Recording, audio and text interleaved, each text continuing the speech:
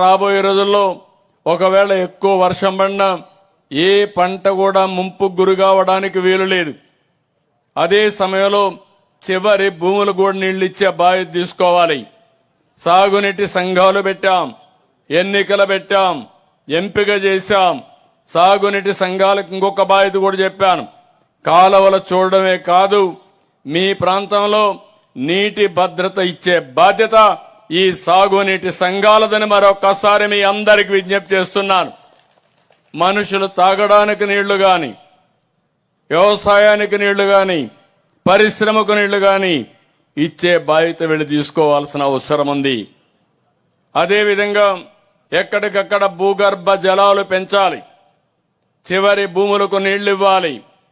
ఎక్కడన్నా mine irrigation ట్యాంకులుంటే ఆ ట్యాంకులకు నీళ్లు రాకపోతే పైనుండే కాలువలు గాని పైనుంచి వచ్చే నీళ్లు సక్రమంగా రావడానికి చర్యలు తీసుకోవాల్సిన అవసరం ఉంది. నేను ప్రధానంగా మళ్లీ విజ్ఞప్తి చేస్తున్నాను.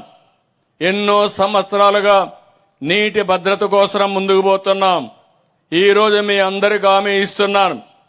ఆ రోజు పోలవరం ప్రాజెక్టుని ప్రతి సోమవారం పోలవరంగా డిక్లేర్ చేసి నేను పర్యవేక్షించి 72% పూర్తి చేశాను. డయాఫామ్ వాల్ పూర్తి చేశాం. గవర్నమెంట్ మారింది, సీతకన్నేశారు. సీతకన్నేసి ఏజెన్సీ మార్చి, ఇంజనీర్లు మార్చి అనాదన చేశారు. గోదావరిలో ఒక్కొక్కసారి ఉన్న పళంగా ఉధృతంగా వర్షపు నీరు వస్తాయి. అలాంటిది 20 లక్షల నుంచి 30 లక్షల క్యూసెక్స్ నీళ్లు వచ్చి ఏదైతే మనం కట్టిన డయాఫామ్ వాల్ మీద పోయింది, ఆ వాల్ అంతా కూడా పూర్తిగా దెబ్బతినింది. కాపాడుకోవలసిన డయాఫామ్ వాల్ ని కాపాడకుండా పోయి ఈ పని చేసిన దానివల్ల 440 కోట్ల రూపాయలతో పూర్తి చేసిన ప్రాజెక్ట్ ని ఇప్పుడు మళ్లీ ప్యారల్ గా ఇంకొక డయాఫామ్ వాల్ కి 1000 కోట్ల రూపాయలు ఖర్చు పెట్టాం. ఒక వ్యక్తి చేసిన తప్పు ఎంత పెను ప్రమాదం చేస్తుందో మనం గుర్తుపెట్టుకోవాలి. ఈ రోజు మీరు చూస్తే సమయం కూడా పోయింది. మళ్లీ ఈ ప్రభుత్వం వచ్చింది, ట్రాక్ లో పెట్టాం. ఈ రోజు మీ అందరికీ హామీ ఇస్తున్నా, రాబోయే సంవత్సరం గోదావరి పుష్కరాల కంటే ముందు పోలవరం పూర్తి చేసి ఆ నీళ్లు కృష్ణాకు అనుసంధానం చేస్తాం. ఇప్పుడు పట్టసీమ ద్వారా వస్తున్నాయి, రేపు గ్రావిటీ ద్వారా కృష్ణా డెల్టా మొత్తం సస్యశ్యామలం చేసే బాధ్యత ఈ ప్రభుత్వాన్ని. ఒక పట్టుదలతో పనిచేస్తున్నాం, ముందుకు తీసుకెళ్తున్నాం. నేను రైతులందరినీ ఒకటే కోరుతున్నా.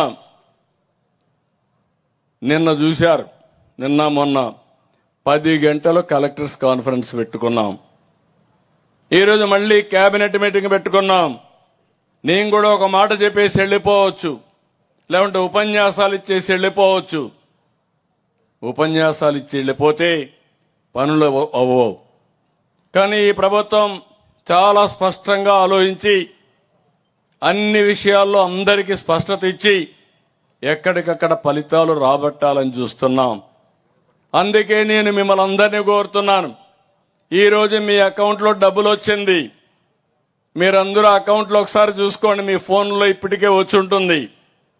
వచ్చిందా లేదా?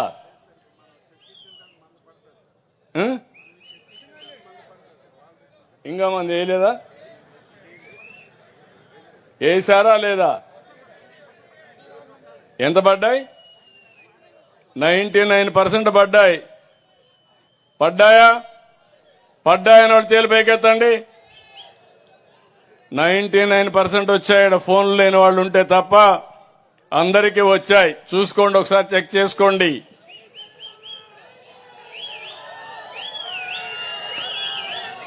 రాష్ట్రంలో ఉండి ఇప్పటికీ మీరు గుర్తుపెట్టుకోవాల్సింది, రాష్ట్రంలో ఉండే 46,85,000 మంది రైతు అకౌంట్లో 99% పైన మీ అకౌంట్లకి డబ్బులు పడిపోయినాయి. మీటింగ్కి వచ్చారు ప్రధానమంత్రి గారు, వాళ్ళు ముందు బటన్ నొక్కారు, కేంద్రం డబ్బులు వచ్చింది. ఆ మీటింగ్ అవుతాన్ని మనం బటన్ నొక్కాం, మన డబ్బులు కూడా మీ అకౌంట్లోకి వచ్చాయని చెప్పి నేను మీకు తెలియజేస్తున్నా. దీంతో నేను ఆగడం లేదు, రైతాంగాన్ని సిద్ధం చేయాలనుకుంటున్నాను.